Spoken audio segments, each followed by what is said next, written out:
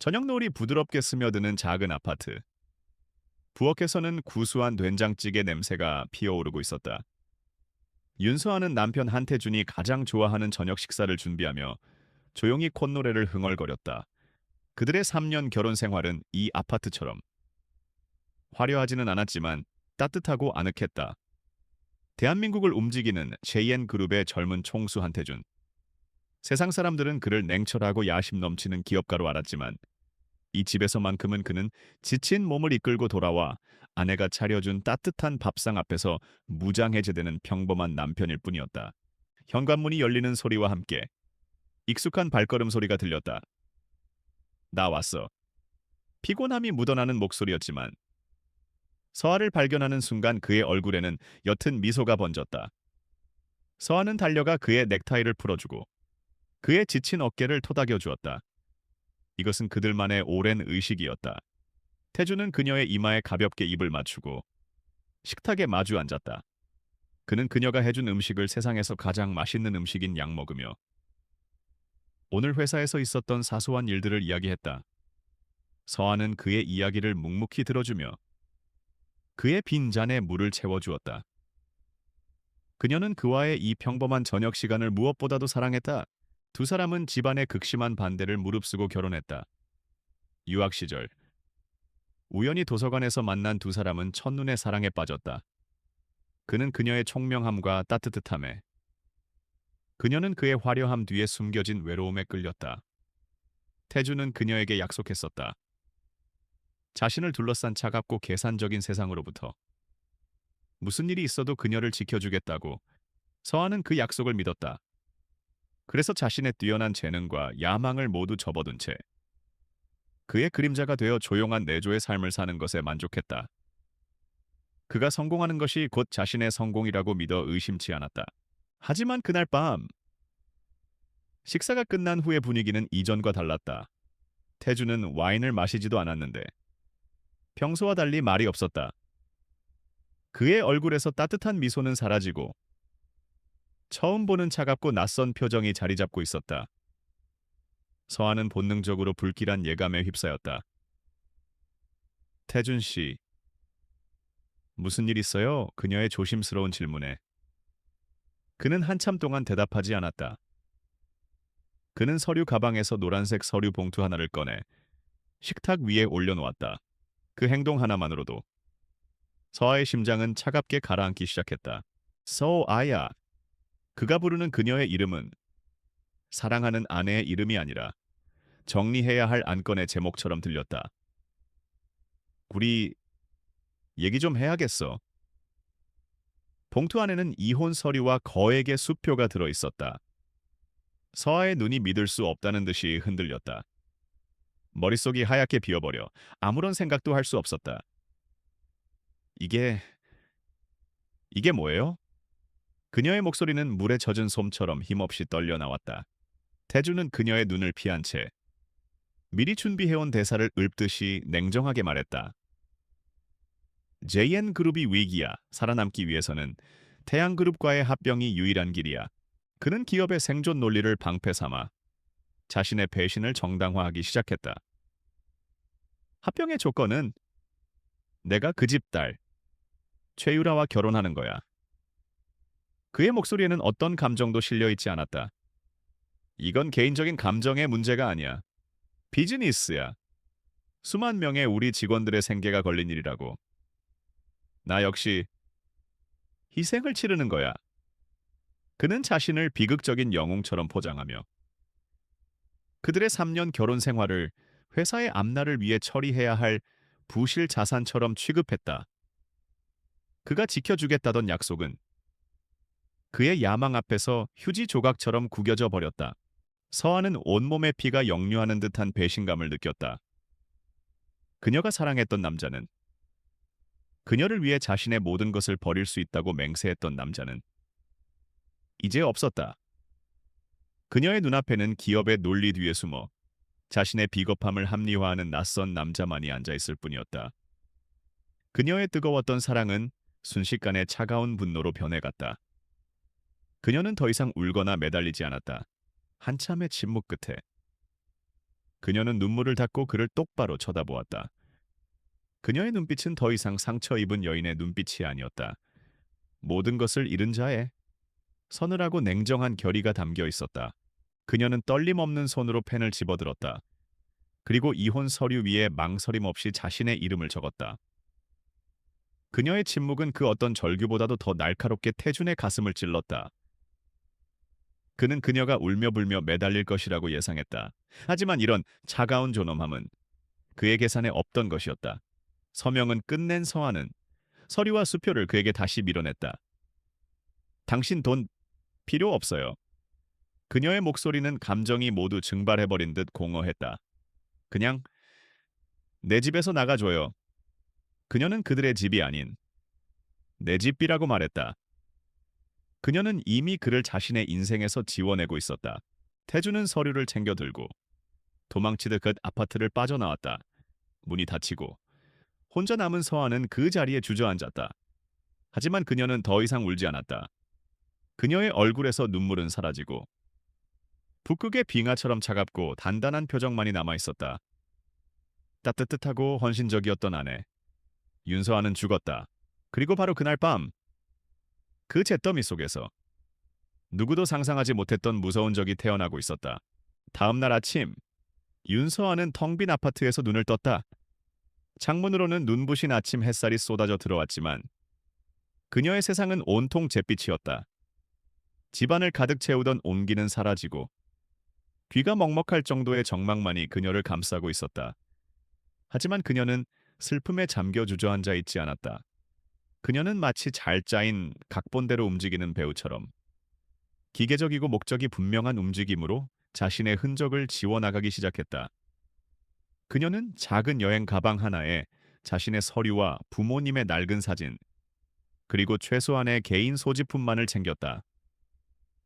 한태준이 사주었던 모든 값비싼 물건들은 미련 없이 그 자리에 남겨두었다. 그녀는 그가 남기고 간 수표를 챙겼다. 그것은 더 이상 위자료가 아니었다. 그것은 배신에 대한 정당한 보상이자 그녀의 새로운 삶과 처절한 복수를 위한 종잣돈이었다. 그녀는 마지막으로 3년간의 추억이 담긴 아파트의 문을 닫았다. 단 한 번도 뒤돌아보지 않았다. 그녀의 사라짐은 그렇게 신속하고 완전하며 절대적이었다. 마치 처음부터 이 세상에 존재하지 않았던 사람처럼 그녀는 흔적도 없이 사라졌다. 같은 시각, 한태준은 최고급 호텔 스위트룸에서 눈을 떴다. 그는 해방감을 느꼈다. 걸림돌이 사라졌으니 이제 회사의 미래를 위한 그의 거대한 계획은 거칠 것 없이 나아갈 수 있을 터였다. 그는 자신의 가족과 최유라의 집안의 이혼이 완벽하게 마무리되었음을 알렸다. 모두가 기뻐했다.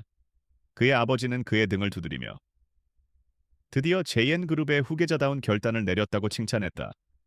하지만 이 모든 인정과 축하 속에서도 그는 설명할 수 없는 공허함을 느껴야 했다. 승리감에 취해 있어야 할 순간에 그의 마음은 텅 비어 있었다. 아침마다 울리던 서아의 명랑한 목소리가 담긴 메시지가 이제는 더 이상 오지 않는다는 사실이 그의 가슴을 먹먹하게 찔렀다. 그의 새로운 삶은 서아와 함께했던 과거와 극명한 대조를 이루었다. 최유라와의 결혼 준비는 기쁨과 설렘이 아닌 살얼음판을 걷는 듯한 비즈니스 미팅의 연속이었다.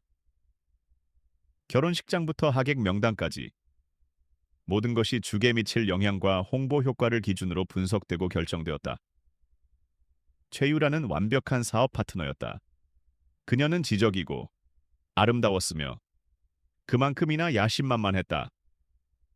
하지만 그들의 대화에는 감정이 아닌 주가만이 존재했다. 그녀는 그의 취향을 비판했고 그에게 더욱 냉혹하고 무자비해질 것을 요구했다. 그들의 관계에는 온기라고는 찾아볼 수 없었다. 어느 날 과로로 인해 지독한 감기에 걸린 태주는 서아를 떠올렸다. 예전 같았으면 그녀는 밤새 그의 곁에서 죽을 쓰고 물수건을 갈아주며 그를 간호했을 것이다. 하지만 최유라의 반응은 차가웠다. 지금 아플 때가 아니잖아. 태준 씨, 내일 투자자 미팅이 있는 거.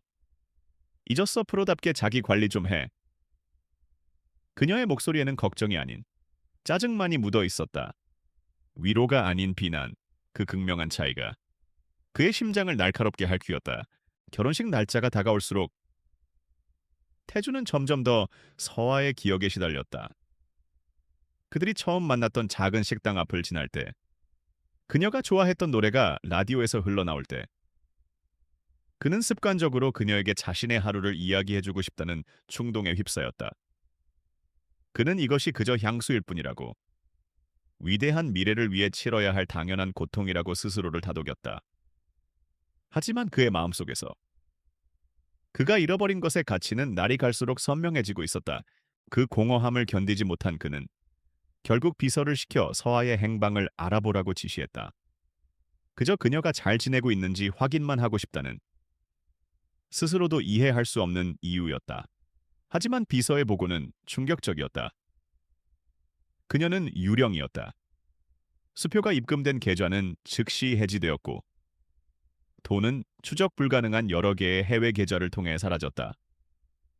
아파트는 텅 비어 있었고 그녀의 옛 친구들 중 누구도 그녀의 행방을 알지 못했다. 그녀는 말 그대로 이 세상에서 증발해버린 것이었다. 그는 그녀가 그 돈으로 조용한 곳에서 소박하게 살 것이라고 예상했다. 하지만 그녀의 이토록 완벽하고 프로페셔널한 증발은 그가 버린 아내가 결코 단순하고 무력한 여자가 아니었음을 암시하며 그의 등골을 서늘하게 만들었다. 결혼식을 일주일 앞둔 어느 날, 태주는 턱시도를 맞추기 위해 최고급 예복 샵에 서 있었다. 거울 속에는 성공한 CEO의 완벽한 모습이 비치고 있었다. 인생 최고의 성공을 목전에 둔 남자의 모습이었다. 하지만 그의 눈은 텅 비어 있었다.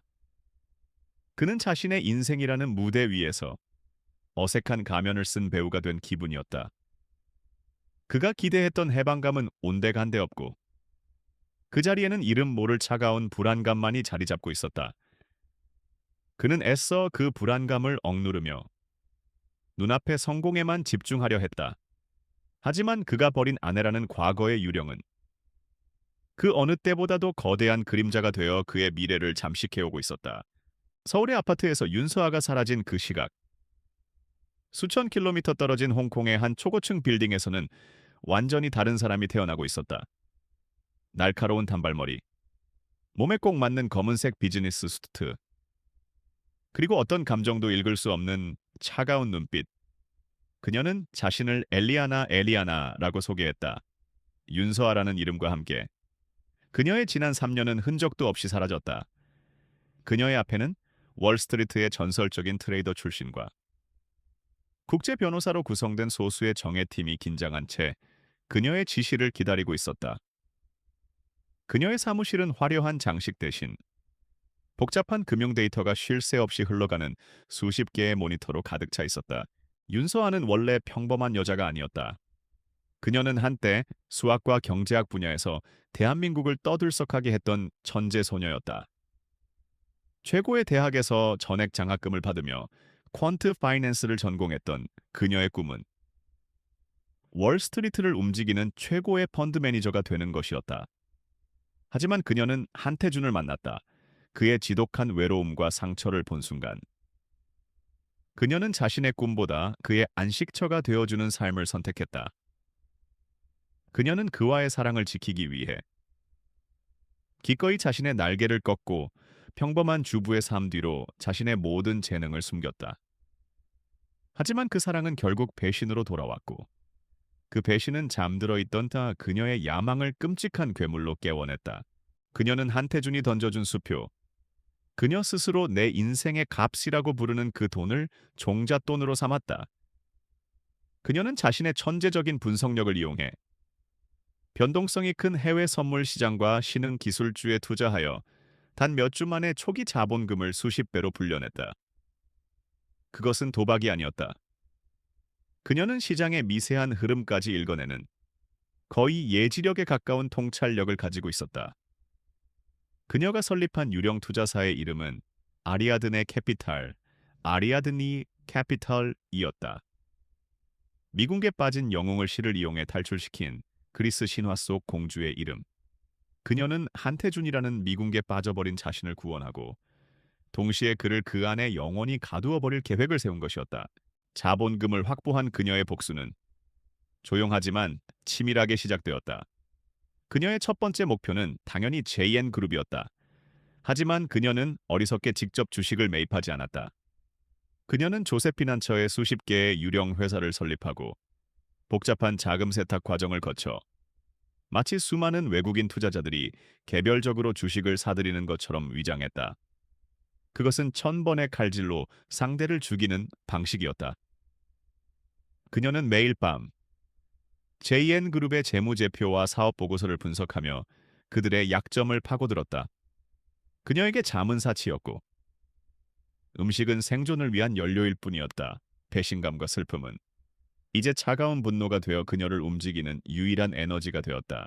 그녀는 이따금씩 모니터 너머로 보이는 최유라와 함께 있는 한태준의 기사를 보곤 했다. 세상은 그들의 결합을 세기의 커플이라며 축복했다. 그 기사를 볼 때마다 그녀의 눈빛은 더욱 차갑게 얼어붙었다. 이것은 단순히 돈을 위한 싸움이 아니었다. 이것은 그녀의 짓밟힌 인생과 사랑에 대한 정의 구현이었다. 그녀는 스스로에게 되뇌었다. 그는 회사를 위해 우리의 사랑을 희생시켰다고 했지. 좋아. 그렇다면 내가 그의 회사가 되어주겠어. 그가 나를 버리고 선택한 바로 그것을 내가 통째로 빼앗아 주겠어. 그녀의 복수는 그가 자신의 인생에서 최악의 거래를 했다는 것을 뼈저리게 깨닫게 해주는 것이었다. 시간이 흘러 그녀의 계획은 차질 없이 진행되었다. 아리아드네 캐피탈이 비밀리에 확보한 JN그룹의 지분은 아직 시장에 어떤 영향도 미치지 않을 만큼 미미했지만 꾸준히 늘어나고 있었다. 어느 날 늦은 밤, 작전을 마친 그녀는 텅 빈 사무실에 홀로 서서 홍콩의 야경을 내려다보았다. 수백만 개의 불빛이 별처럼 반짝였지만 그 어떤 불빛도 그녀의 마음을 비추지는 못했다. 그녀는 차가운 유리창에 비친 자신의 모습을 보았다. 된장찌개를 끓이며 남편을 기다리던 따뜻한 미소의 아내는 이제 없었다. 그 자리에는 자신의 먹잇감을 향해 조용히 칼을 갈고 있는 차갑고 아름다운 포식자만이 서 있을 뿐이었다. 덫은 설치되었고 이제 본격적인 사냥이 시작될 차례였다. 한태준의 세상은 다시 완벽해진 듯했다. 윤서아라는 과거를 깨끗이 정리한 후 그는 태양그룹과의 합병이라는 거대한 목표를 향해 거침없이 나아갔다. 최유라와의 약혼은 주가를 최고점으로 끌어올렸고 세상은 그의 결단력과 야망의 찬사를 보냈다. 그는 이 모든 성공의 중심에서 자신이 내린 선택이 옳았다고 스스로를 세뇌했다. 하지만 그의 완벽한 세계에 아주 미세한 균열이 생기기 시작했다. 처음에는 누구도 눈치채지 못할 만큼 작은 진동이었다. JN그룹의 주식시장에서 이상한 흐름이 감지된 것은 약혼 발표 후 한 달이 지났을 무렵이었다. 정체를 알 수 없는 여러 개의 해외 펀드들을 통해 누군가가 JN그룹의 주식을 아주 교묘하고 꾸준하게 매집하고 있었다. 처음에는 정상적인 시장의 움직임이라고 생각했다. 하지만 그 매집 방식은 너무나도 정교하고 전략적이어서 마치 잘 훈련된 군대가 소리 없이 영토를 점령해 들어오는 것과 같았다. 태주는 그의 최고의 금융 분석팀을 소집해 배후를 추적하게 했지만 그들은 번번이 실패했다. 자금의 출처는 수십 개의 유령 회사를 거치며 거미줄처럼 얽혀 있어 그 끝에는 짙은 안개만이 존재할 뿐이었다. 시장에 떠도는 불길한 속삭임, 보이지 않는 적의 존재.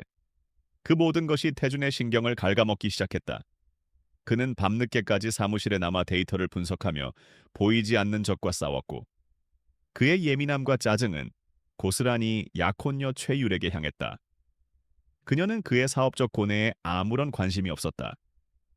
그녀의 머릿속은 오직 세기의 결혼식을 어떻게 더 화려하게 치를 것인가에 대한 생각으로 가득 차 있었다. 어느 날 밤, 복잡한 주식 차트를 보며 머리를 싸매고 있는 태준에게 유라는 수억 원짜리 웨딩드레스 카탈로그를 내밀었다. 태준 씨, 이 드레스 어때? 우리 결혼식의 격을 한 단계 높여줄 것 같지 않아? 그녀의 들뜬 목소리에. 태준은 피곤한 눈을 들어 그녀를 바라보았다. 지금 그게 중요해 보여. 회사의 정체불명의 세력이 침투해서 흔들고 있는 거 안 보여. 그의 날카로운 반응에 유라의 얼굴이 차갑게 굳어졌다. 고작 주식 몇 개 흔들리는 것 가지고 뭘 그렇게 예민하게 굴어 당신답지 않게. 중요한 건 우리 두 사람의 결혼으로 만들어질 완벽한 이미지야. 사소한 것에 신경 끄고 더 큰 그림에 집중해. 그녀의 말에는 위로가 아닌 질책과 실망감이 담겨 있었다. 태주는 이 거대한 위기 속에서 자신이 철저히 혼자라는 사실을 깨달았다. 그 순간 그는 자신도 모르게 서아를 떠올렸다. 예전 그가 힘든 문제로 밤을 새울 때 그녀는 조용히 그의 곁을 지키며 따뜻한 차를 내어주곤 했다. 그녀는 그의 전문적인 영역을 이해하지는 못했지만 그의 지친 마음을 완벽하게 이해하고 보듬어 주었다. 한 번은 그가 복잡한 문제에 대해 하소연하듯 늘어놓았을 때 그녀는 가계부를 정리하는 것에 비유하며 누구도 생각지 못한 단순하지만 핵심을 꿰뚫는 해결책의 실마리를 던져주기도 했다.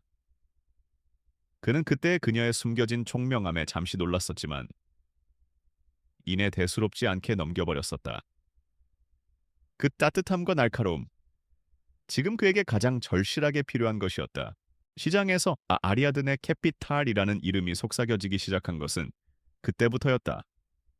아무도 그들의 정체를 몰랐다. 다만 월스트리트의 베테랑들로 구성된 유령처럼 나타나 시장을 뒤흔드는 무자비한 투자사라는 소문만이 무성할 뿐이었다. 아리아드네 캐피탈은 스센 그룹을 직접적으로 공격하지는 않았다. 대신 그들은 JN 그룹의 협력사들을 하나씩 공격하며 마치 거대한 성의 외벽을 이루는 돌들을 하나씩 빼내듯 JN 그룹의 기반을 서서히 약화시키고 있었다. 그것은 상어떼가 먹잇감의 피냄새를 맡고 주변을 맴도는 것과 같은 섬뜩한 전조였다. 어느 늦은 밤의 긴급 이사회, 태준의 팀은 여전히 아리아드네 캐피탈의 정체를 밝혀내지 못했다. 이사들은 불안해했고 태양그룹 측의 압박은 점점 더 거세지고 있었다. 태준은 회의실의 거대한 통유리창 너머로 도시의 야경을 내려다보았다. 그는 보이지 않는 적에 의해 자신이 만든 완벽한 왕국 안에서 포위당하고 있었다. 그때 그의 등골을 타고 서늘한 소름이 돋았다. 이 정체불명의 적은 이상할 만큼 자신을 잘 알고 있었다. JN그룹의 가장 약한 고리가 어디인지, 자신의 전략적 사고방식이 어떻게 움직이는지를 완벽하게 꿰뚫어보고 있었다. 시장에 떠돌던 작은 속삭임은 이제 그의 귓가에서 거대한 포효가 되어 울리고 있었다. 그리고 그는 다가오는 폭풍의 가장 중심에 서 있었다. 세기의 커플, 한태준과 최유라. 두 사람은 다가올 결혼식을 앞두고 수많은 언론 매체의 스포트라이트를 한 몸에 받고 있었다. 그들은 완벽하게 짜인 각본대로 카메라 앞에서 서로를 사랑스럽게 바라보며 JN그룹과 태양그룹의 밝은 미래에 대한 비전을 이야기했다. 저희 두 사람의 결합은 단순히 개인의 만남을 넘어 두 그룹이 함께 성장하고 미래를 열어가는 신호탄이 될 것입니다. 한태준은 매끄럽게 준비된 멘트를 읊었다. 하지만 그의 내면에서는 자신이 내뱉는 모든 단어들이 재처럼 부서져 내리고 있었다. 그는 완벽한 가면을 쓴 위선자였다. 옆에서 완벽한 미소를 짓고 있는 아름다운 약혼녀를 보며 그는 지독한 외로움을 느꼈다. 결혼식은 이제 불과 몇 주 앞으로 다가왔다.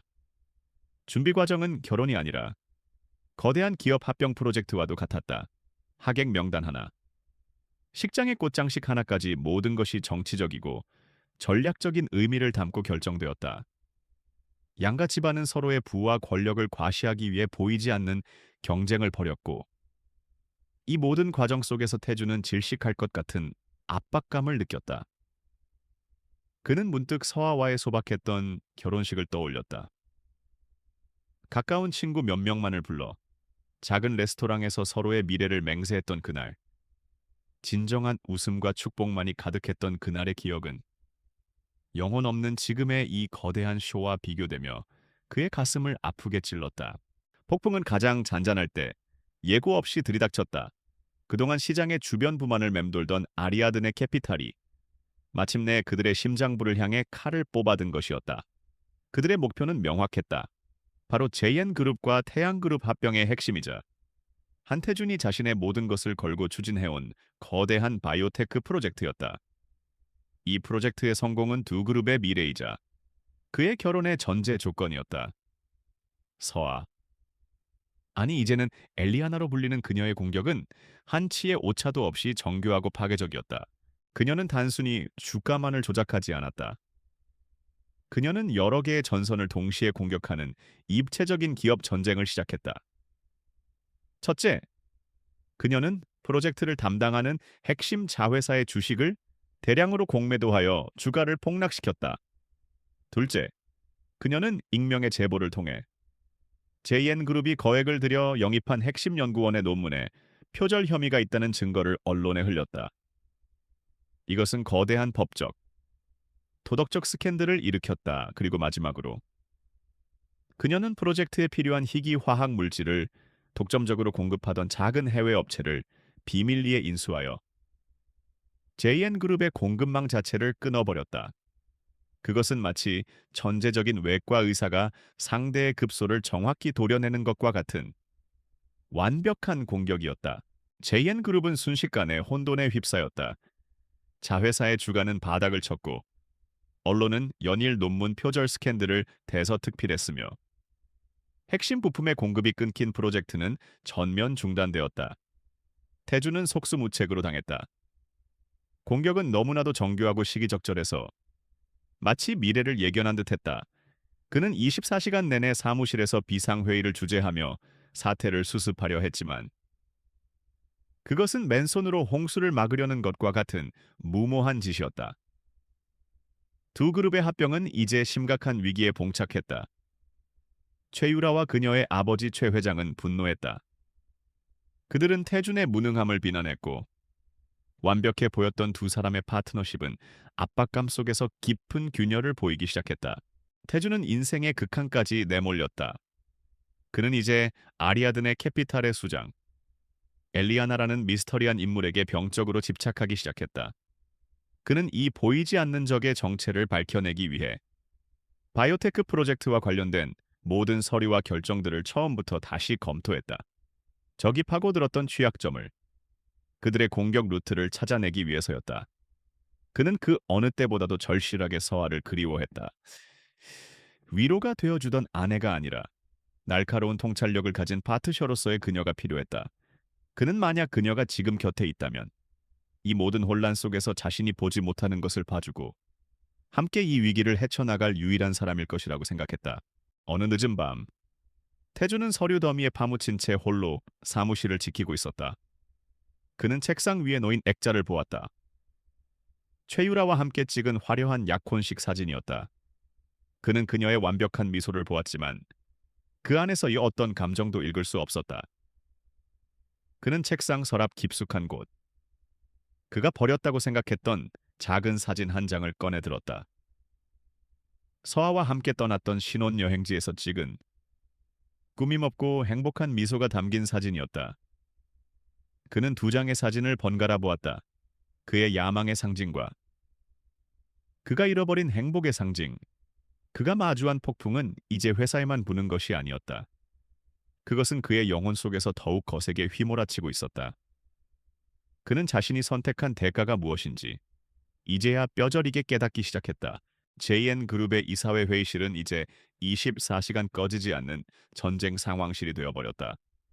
방 안은 잠 못 잔 임원들의 피로와 해결책 없는 절망감, 그리고 옅은 커피 향으로 가득 차 있었다.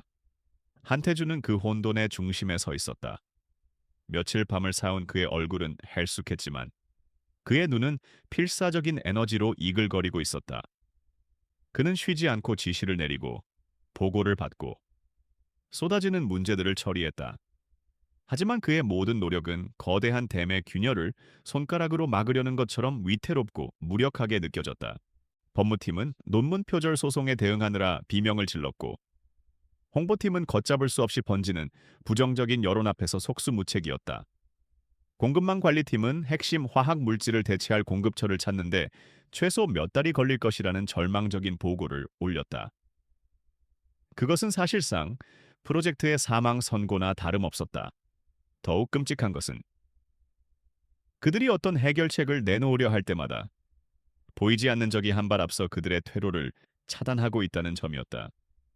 마치 그들의 머릿속을 훤히 들여다보고 있는 것 같았다. 싸늘한 편집증이 태준의 정신을 갉아먹기 시작했다. 그는 극소수의 핵심 측근만을 모아 비밀리에 역공 전략을 세웠다. 주가를 안정시키기 위해 유럽의 한 기업과 거짓 파트너십을 체결했다고 발표하는 일종의 블러핑 작전이었다. 하지만 그 비밀 회의가 끝난 지 불과 몇 시간 만에 익명의 소식통이 그 계획을 언론에 흘려버렸다. 아리아드네 캐피탈은 즉시 성명을 내고 JN그룹의 절박한 시장 조작 시도를 비웃었다. 태주는 온몸에 피가 얼어붙는 것을 느꼈다. 적은 똑똑한 것이 아니었다. 그들은 내부에 있었다. 그의 가장 깊숙한 곳에. 배신자가 숨어 있었다. 그는 수십 년간 자신의 가문을 모셔온 충직한 임원들의 얼굴을 보며 그들 모두를 잠재적인 적으로 의심하기 시작했다.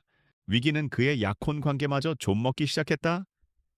태양그룹의 최 회장은 그를 자신의 사무실로 호출했다. 그것은 회의가 아니라 일방적인 신문이었다. 나는 자네가 유능한 선장이라고 생각해서 이 합병에 동의한 걸세. 그런데 지금 자네 배는 침몰 직전이고 자네는 유령과 싸우고 있군. 적의 정체조차 파악하지 못하는 자가 어떻게 우리 두 회사의 미래를 책임지겠다는 건가? 최 회장의 목소리는 칼날처럼 차가웠다. 그는 결혼식 전까지 이 사태를 해결하지 못하면 합병과 결혼 모두를 재검토하겠다는 협박을 남겼다. 태주는 서아를 희생시키며 얻으려 했던 모든 것이 이제 신기루처럼 사라질 위기에 처했다. 그날 밤 그는 최유라와 함께 사는 거대한 저택으로 돌아왔다. 하지만 그녀는 그의 지친 몸을 위로해주지 않았다. 그녀는 사교 파티에 참석하여 위태로운 그들의 이미지를 관리하고 있었다. 저택은 집이 아니라 차갑고 텅 빈 박물관 같았다. 그는 예전 서아의 작은 아파트 부엌에서 나던 따뜻한 음식 냄새를 떠올렸다. 이 집의 최첨단 냉장고 안에는 비싼 샴페인과 생수만이 가득 차 있었다. 그는 성공의 모든 것을 가졌지만 삶의 실체는 아무것도 가지지 못했다. 그는 뼛속까지 사무치는 허기를 느꼈다. 늦은 밤 돌아온 최유라는 그의 풍기는 값비싼 향수와 샴페인 냄새를 풍기고 있었다. 그녀는 그의 헝클어진 모습을 보고 노골적으로 혐오스러운 표정을 지었다. 결국 두 사람의 쌓여왔던 감정이 폭발했다. 우리 아버지가 이번 합병을 재고하고 계셔. 이게 나한테 얼마나 굴욕적인 일인지 알아. 그녀는 그를 비난했다. 내가 지금 이 상황을 즐기고 있는 것 같아. 나는 회사를. 우리의 미래를 지키려고 싸우고 있다고. 당신이 신경 쓰는 건 오직 당신의 자존심뿐이잖아. 태준의 절규에 그녀는 차갑게 쏘아붙였다. 그래, 그 미래를 당신이 망치고 있잖아. 어쩌면 아버지가 맞았는지도 몰라. 당신, 내가 생각했던 그런 남자가 아니었어. 그녀는 그 말을 남기고 저택의 다른 쪽 윙에 있는 자신의 침실로 사라져버렸다. 태주는 칠흑 같은 어둠이 내린 거대한 저택의 거실에 홀로 남겨졌다. 그는 텅 비고 무너져 내리는 왕국을 다스리는 고독한 왕이었다. 적은 보이지 않았고 아군은 믿을 수 없었으며 동반자는 비난자였다. 그는 사방에 포위되어 있었다. 그는 깨달았다. 이 보이지 않는 적은 단순히 그의 회사를 공격하는 것이 아니었다. 그들은 체계적으로 그의 인생을 해체하고 그를 고립시키고 심리적으로 그를 파괴하고 있었다. 그 잔인함 속에 너무나도 명확한 목적성이 느껴졌다. 그는 이 적이 누구인지 아직 몰랐지만 왠지 모르게 그 공격이 지독할 만큼 개인적이라는 불길한 예감을 떨칠 수 없었다. 한태주는 인생의 가장 밑바닥으로 추락하고 있었다. 잠은 사치였고 음식은 모래알 같았으며 그의 주변에는 불신과 의심의 공기만이 가득했다. 최유라와의 싸움 이후 거대한 저택은 차가운 침묵의 감옥이 되었다. 그는 더 이상 아무도 믿지 않았다. 그는 전쟁 상황실을 폐쇄하고 자신의 개인 사무실에 틀어박혀 홀로 이 싸움을 계속해 나갔다. 그는 이제 이기는 것이 아니라 그저 이 보이지 않는 적이 누구인지 알아내야 한다는 강박적인 집착에 사로잡혀 있었다. 그는 자금의 흐름을 추적하는 것을 포기했다. 그것은 막다른 길이었다. 대신 그는 적의 전략, 그 자체를 분석하기 시작했다. 그는 아리아든의 캐피탈이 구사했던 모든 공격들 주가 조작, 언론 플레이, 공급망 파괴를 거대한 유리 보드 위에 그려나갔다. 그는 적의 심리 프로필을 구축하려 애썼다. 그들은 인내심이 강하고 무자비하며 상상을 초월할 만큼 지능적이었다. 하지만 그 무엇보다도 그들은 JN그룹의 내부 사정과 심지어 한태준 자신의 의사결정 과정까지 초자연적일 정도로 완벽하게 꿰뚫고 있었다. 마치 그의 머릿속에 들어와 앉아 있는 것 같았다. 그가 자신이 그려놓은 복잡한 공격의 흐름도를 멍하니 바라보고 있을 때였다. 특정 패턴 하나가 그의 눈을 사로잡았다. 그것은 아리아든의 캐피탈이 바이오테크 프로젝트를 공격했던 방식이었다. 그들의 전략은 단순히 손해를 입히는 것이 아니었다. 그것은 하나의 문제가 다음 문제의 원인이 되고 그 문제가 또 다른 문제를 증폭시키는 연쇄적 붕괴를 유도하는 것이었다. 그 파괴적인 단순함 속에 소름 끼치는 우아함이 깃들어 있었다. 그리고 그 순간 그 패턴은 그의 뇌리 깊숙한 곳에 잠들어 있던 오래된 기억 하나를 끄집어냈다.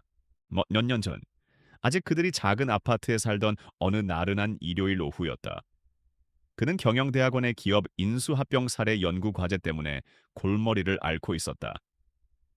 그때 옆에서 소설책을 읽고 있던 서아가 그의 어깨 너머로 과제를 넌지시 들여다보았다. 그녀는 장난스럽게 냅킨 위에 무언가를 끄적였다. 나라면 말이야. 그녀는 웃으며 말했다. 머리를 직접 공격하지 않을 거야. 먼저 팔다리를 자르고 피를 말려 죽게 할 거야. 이런 식으로 그녀는 마치 게임을 하듯 지금 아리아든의 캐피탈이 사용하고 있는 것과 정확히 똑같은 연쇄적 붕괴에 기반한 인수 전략을 설명했었다. 그때 그의 반응은 어땠는가? 그는 그녀를 비웃었다. 그는 그녀의 머리를 쓰다듬으며 아이를 칭찬하듯 말했다. 자기, 정말 창의적이네. 하지만 현실 세계는 그것보다 훨씬 복잡한 거야. 자기는 그냥 소설이나 계속 읽는 게 좋겠어. 그는 그녀의 천재적인 통찰력을 그저 순진한 주부의 판타지로 치부하며 그 냅킨을 구겨 쓰레기통에 던져버렸다. 현재로 돌아온 태준의 머릿속에서 그 기억은 물리적인 충격처럼 그를 덮쳤다. 그는 유리보드 앞에서 비틀거리며 뒷걸음질 쳤다. 그의 얼굴은 공포로 새하얗게 질려 있었다. 구겨진 냅킨, 그녀의 목소리, 전략, 모든 것이 똑같았다. 아니야, 그럴 리 없어. 말도 안 돼. 그의 이성이 비명을 질렀다. 서아가 그의 다정하고 조용하며 헌신적이었던 아내 윤서아가 무자비한 기업 사냥꾼이라고 불가능한 일이었다. 그는 필사적으로 그 생각을 떨쳐내려 했다. 우연의 일치일 뿐이라고 스스로를 속이려 했다. 하지만 그가 증거들을 다시 맞춰볼수록 모든 조각들은 너무나도 완벽하게 하나의 그림을 가리키고 있었다. 그의 회사와 그 자신에 대한 깊숙한 이해, 그녀의 완벽하고 추적 불가능했던 증발, 그리고 투자사의 이름, 아리아드네 신화 속에서 배신당한 영웅이 미궁을 탈출하도록 도와준 공주의 이름. 그는 미친 듯이 그가 단 한 번도 제대로 알아보려고 하지 않았던 그녀의 과거를 파헤치기 시작했다. 그는 인맥을 동원해 그녀가 다녔던 대학의 기록을 열람했다. 기록은 충격적이었다. 만점에 가까운 학점, 퀀트 파이낸스 전공의 수석 장학생, 그리고 그녀를 한 세대에 한 번 나올까 말까 한 천재라고 칭했던 교수들의 추천서.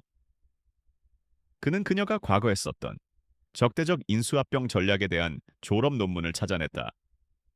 그 논문에 기술된 이론들은 지금 그를 파멸시키고 있는 바로 그 전략들이었다. 진실은 더 이상 부정할 수 없었고 파괴적이었다. 그는 평범한 주부와 결혼했던 것이 아니었다. 그는 가면을 쓴 금융계의 거물, 숨어있던 천재와 결혼했던 것이었다. 태주는 불이 꺼진 사무실에 홀로 앉아 있었다. 컴퓨터 화면에서 흘러나오는 서아의 화려했던 학력 기록만이 그의 얼굴을 비추고 있었다. 그의 등 뒤로 적의 전략이 그려진 유리보드가 마치 그의 어리석음을 기리는 기념비처럼 서 있었다. 그는 이제 모든 것을 이해했다. 적은 보이지 않는 존재가 아니었다. 그는 그녀의 이름을 알았고, 그녀의 얼굴을 알았으며, 그녀의 웃음소리를 기억했다. 그가 느끼는 감정은 분노가 아니었다. 그것은 영혼을 파괴하는 깊은 절망감과 등골 오싹한 경외감이었다. 그는 단지 아내를 잃은 것이 아니었다. 그는 자신의 가장 위대한 아군을 내던졌고, 그로 인해 자신의 가장 완벽하고 무서운 적을 스스로의 손으로 만들어낸 것이었다. 텅 빈 사무실 안. 그의 텅 비고 망가진 웃음소리가 메아리쳤다. 결혼식 전날 오후, 한태주는 과거의 자신이라고는 믿을 수 없을 만큼 망가져 있었다. 그는 면도도 하지 않은 덥수룩한 얼굴에 구겨진 셔츠 차림으로 사무실을 유령처럼 배회했다. 윤서아가 바로 그의 적이라는 사실을 깨달은 후 그는 완전히 무너져 내렸다. 그는 이제 모든 주식 차트에서 서아의 얼굴을 보았고 모든 시장 분석 보고서에서 그녀의 목소리를 들었다. 그의 사업적인 전쟁은 이제 지독하게 개인적인 심판이 되어 있었다. 그는 그녀를 찾아야만 했다. 그녀를 막기 위해서가 아니었다. 그는 그녀와 대화하고 싶었고 그녀를 이해하고 싶었으며 어쩌면 용서를 구하고 싶었다. 그는 JN그룹의 모든 정보력을 총동원하여 아리아드네 캐피탈의 엘리아나를 추적했다. 세계 최고의 사설 정보원을 고용했고 그들은 마침내 그녀의 흔적을 쫓아 홍콩까지 도달했다. 하지만 그곳에서 모든 흔적은 끊겨 있었다. 그녀의 보안은 철옹성이었고 그녀는 시장에서의 움직임을 통해서만 자신의 존재를 드러내는 완벽한 유령이었다. 이 무력감은 그의 절망을 더욱 깊게 만들었다. 회사의 상황은 최악으로 치닫고 있었다. 주가는 바닥을 모르고 추락했고 이사회는 그의 사퇴를 요구하기 직전이었다. 그리고 최유라의 아버지, 최 회장으로부터 마지막 경고 전화가 걸려왔다. 내일 결혼식은 자네의 마지막 기회야. 결혼식이 끝나자마자 합병 계약서에 서명하지 못한다면 우리 태양그룹은 합병을 철회하는 것은 물론 자네 회사를 노리는 상어떼에 합류할 걸세. 내가 직접 JN그룹을 갈기갈기 찢어놓을 거란 말이야. 그는 완벽하게 고립되었다. 이제 결혼식은 구원의 길이 아니라 단두대로 향하는 길이 되어버렸다. 그날 저녁, 저택에서 그를 기다리고 있던 것은 최유라의 싸늘한 분노였다. 그녀는 그의 안위 따위에는 관심이 없었다. 그녀는 오직 자신과 자신의 가문이 당하게 될 굴욕에만 분노하고 있었다. 대체 당신 뭐 하는 사람이야? 온 세상이 우리를 비웃고 있다고 정체도 모르는 유령 투자사 하나 때문에 이 모든 걸 망치고 있잖아. 그녀의 날카로운 비난에 태주는 텅 빈 눈으로 그녀를 바라보았다. 당신 말이 맞아. 난 당신이 결혼하기로 했던 그런 남자가 아니야. 그는 처음으로 그녀에게 진실의 조각을 털어놓았다. 그의 목소리에는 지독한 아이러니가 담겨 있었다. 나를 파괴하고 있는 건 유령이 아니야. 내가 아는 사람이야. 내가 직접 만들어낸 사람이지. 최유라는 그가 스트레스 때문에 미쳐가고 있다고 생각했다. 그녀는 내일 결혼식장에 완벽한 모습으로 나타나지 않으면 끝장일 줄 알라는 경고를 남기고 자신의 방으로 사라져 버렸다. 태주는 거대하고 침묵에 잠긴 저택에 홀로 남겨졌다. 결혼식 전날 밤, 축복과 설렘으로 가득해야 할 밤. 하지만 이 밤은 마치 그의 인생을 위한 장례식 전야제처럼 느껴졌다. 그는 홈 바로가 독한 위스키를 따랐다. 그리고 그는 혼잣말을 하기 시작했다. 마치 방 안을 떠도는 서아의 유령에게 말을 걸듯이 그것은 그의 영혼을 모두 쏟아내는 길고 처절한 후회의 독백이었다. 그는 마침내 자신의 실수를 인정했다. 단순한 사업적 실수가 아닌 인간으로서 저지른 깊고 잔인한 도덕적 실패였다. 나는 희생이라고 말했지. 하지만 내가 희생시킨 건 바로 당신이었어. 나는 당신이 앞으로 나아가기 위해 버려야 할 과거라고 생각했어. 하지만 당신은 내 인생의 기반이었어. 당신 없이는. 나는 그저 텅 빈 껍데기에 불과해. 당신은 천재였고 나는 너무나 눈이 멀고 오만해서 그것을 보지 못했지. 나는 당신을 무시했고 당신의 재능을 비웃었어. 당신은 지금 그 대가를 받아내고 있는 거야. 서아야, 이건 당신의 완벽한 승리야. 그는 그녀의 복수에 대해 분노를 느끼지 않았다. 그는 오직 지독하게 공정한 정의가 실현되고 있다고 느낄 뿐이었다. 동이 틀 무렵 그는 결심했다. 도망칠 수도, 숨을 수도 없었다. 그는 자신이 저지른 행동의 결과를 정면으로 마주해야만 했다. 그는 결혼식을 예정대로 진행할 것이다. 그것이 자신을 구원해 줄 것이라는 희망 때문이 아니었다. 그것은 이미 체크메이트를 당한 체스판 위에서 그가 둘 수 있는 마지막 남은 한 수였기 때문이다. 그것은 항복 선언이자 심판을 향한 마지막 발걸음이었다. 그는 샤워를 하고 면도를 하고 수억 원을 호가하는 웨딩 턱시도를 입었다. 거울 속에는 자신의 처형식을 위해 단장하는 사형수의 모습이 비치고 있었다.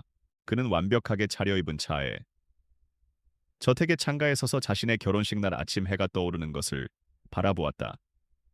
세상은 고요했고 그의 휴대폰은 이 모든 비극을 모르는 사람들의 축하 메시지로 쉴 새 없이 울리고 있었다. 그는 서아를 생각했다. 그녀가 지금 어디에서 이 모든 것을 지켜보고 있을까? 그의 마지막 생각은 서늘한 체념이었다. 그는 자신이 직접 만든 덫 안으로 걸어 들어가고 있었다. 그리고 그 덫에 반가쇠를 쥐고 있는 사람은 그가 세상 무엇보다 소중히 여겼어야 할 바로 그 여자였다. 청천벽력 같은 소식이 다가오고 있었다. 그리고 그는 자신의 형벌을 받을 준비가 되어 있었다. 결혼식 당일, 하늘은 거짓말처럼 맑았다. 하지만 한태준의 세상은 온통 먹구름에 휩싸여 있었다. 대한민국 정재계의 모든 거물들이 모인 호텔 연회장은 수천 송이의 흰 장미와 눈부신 크리스탈로 장식되어 지상의 천국처럼 보였다. 하지만 그 모든 화려함은 곧 닥쳐올 거대한 비극을 위한 위선적인 무대 장치에 불과했다. 재단 앞에 서 있는 태주는 완벽하게 차려입은 자동 인형 같았다. 그의 얼굴은 감정이 거세된 잘생긴 가면이었고 그의 내면은 담담하게 자신의 파멸을 기다리고 있었다. 그는 하객들 사이에서 반은 기대하고 반은 두려워하며 서아의 얼굴을 찾고 있었다. 웅장한 음악과 함께 최유라가 아버지의 손을 잡고 버진 로드를 걸어 들어왔다. 그녀는 눈부시게 아름다운 웨딩드레스를 입고 승리자의 미소를 짓고 있었다. 그녀에게 이 결혼은 사랑의 결실이 아니라 JN그룹이라는 거대한 전리품을 획득하는 대관식이었다. 재단 앞에서 태준과 마주선 그녀는 차갑고 아름다운 미소를 지으며 속삭였다. 웃어? 자기, 온 세상이 지켜보고 있잖아. 이건 우리의 승리야. 그 말에 담긴 지독한 아이러니가 태준의 심장을 찔렀다. 전직 국무총리가 주례를 맡은 결혼식은 순조롭게 진행되었다. 주례사는 파트너십과 신뢰, 그리고 두 그룹이 함께 만들어갈 위대한 미래에 대해 이야기했다. 그 모든 단어들이 태준에게는 잔인한 조롱처럼 들렸다. 그는 재단 양옆에 설치된 대형 스크린에 비친 행복을 연기하는 자신의 얼굴을 보며 마치 자신의 인생이 파멸하는 과정을 담은 영화를 감상하는 기분이었다. 그는 무언가 곧 일어날 것이라는 것을 직감했다. 공기는 폭발 직전의 폭탄처럼 불길한 긴장감으로 가득 차 있었다. 주례사가 마침내 결혼 서약의 마지막 부분에 이르렀다. 신랑 한태준 군은 신부 최유라 양을 아내로 맞아 그가 막 "네, 서약합니다" 라고 말하려던 바로 그 순간이었다. 연회장의 모든 조명이 일순간 깜빡이더니 오케스트라의 연주가 찢어지는 소음과 함께 멈췄다. 스크린의 화면은 알아볼 수 없는 지지직거리는 노이즈로 뒤덮였다. 하객들 사이에서 웅성거림이 터져 나왔다.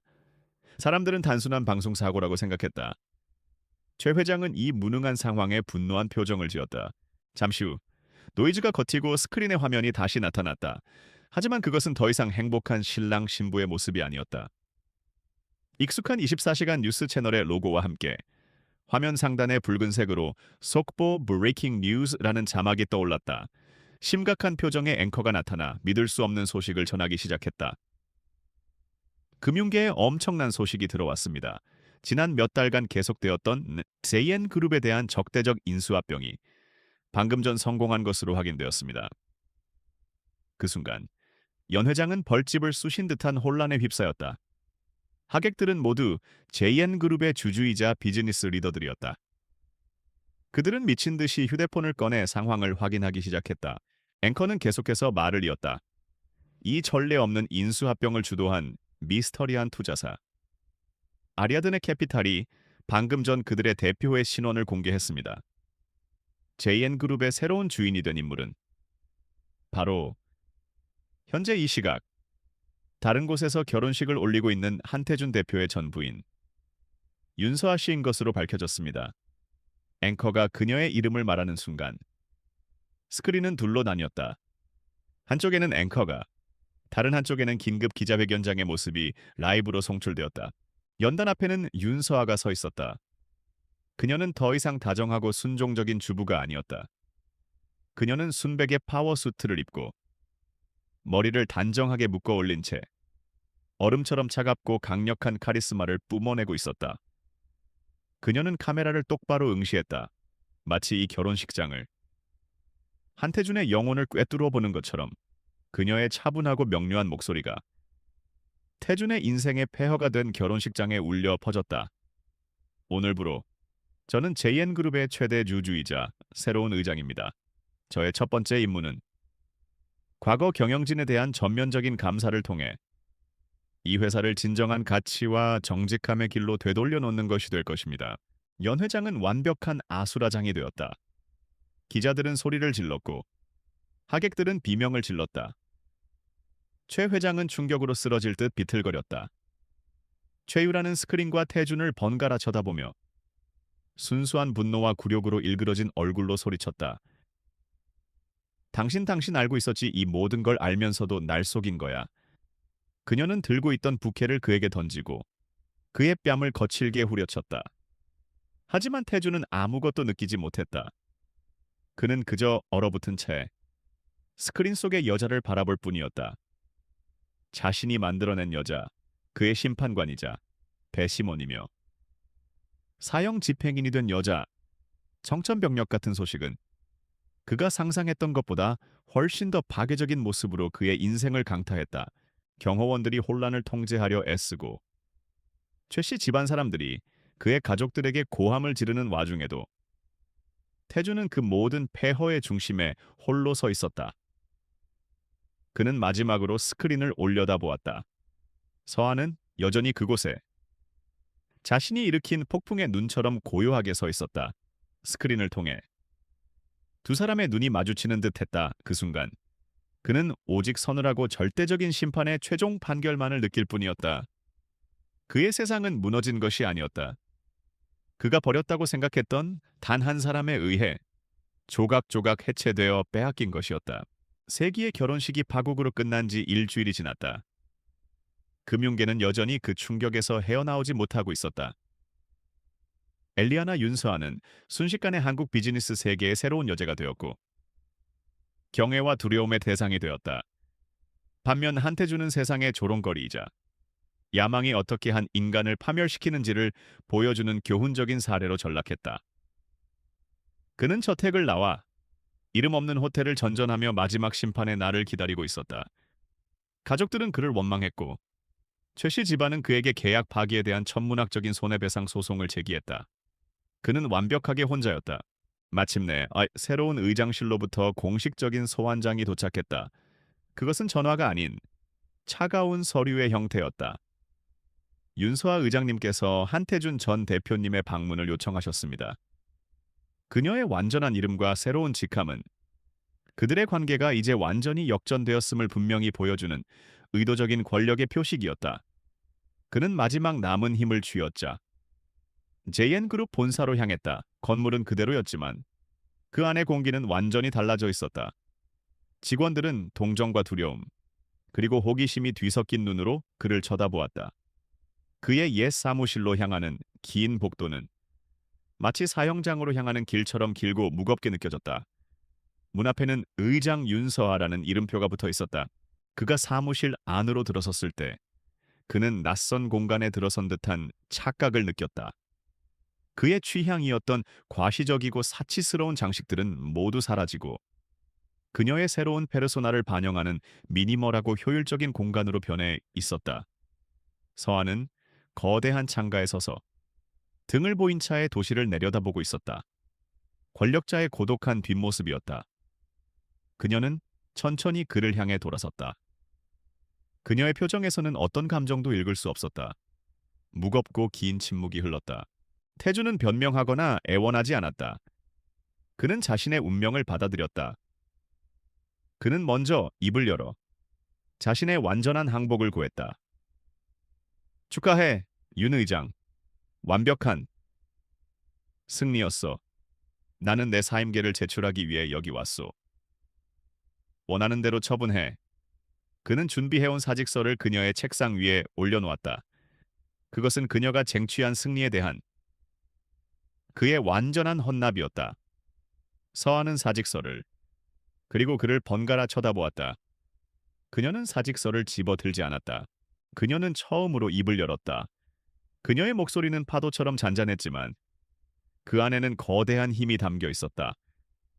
당신을 해고하고 당신이 망가지는 모습을 보기 위해 이 모든 일을 벌였다고 생각했나요? 그건 너무 쉬운 복수지. 내 목표는 JN그룹을 파괴하는 게 아니었어, 이 회사는. 당신이 야망에 잡아먹히기 전 내 남편이었던 사람의 꿈이었으니까 나는 단지 당신과 우리를 파멸시킨 그 썩어빠진 탐욕과 부패로부터 이 회사를 구해내고 싶었을 뿐이야. 그녀의 말 한마디 한마디는 태준의 심장을 꿰뚫었다. 나는 당신의 회사를 빼앗은 게 아니야. 한태준, 나는 우리가 처음 만났을 때 당신이 나에게 말해주었던 당신이 원래 만들고 싶어 했던 바로 그 회사를 되찾아온 거야.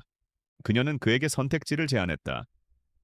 당신의 사직서는 받지 않겠어. 대신 당신에게 선택권을 주지. 첫째, 여기서 떠나.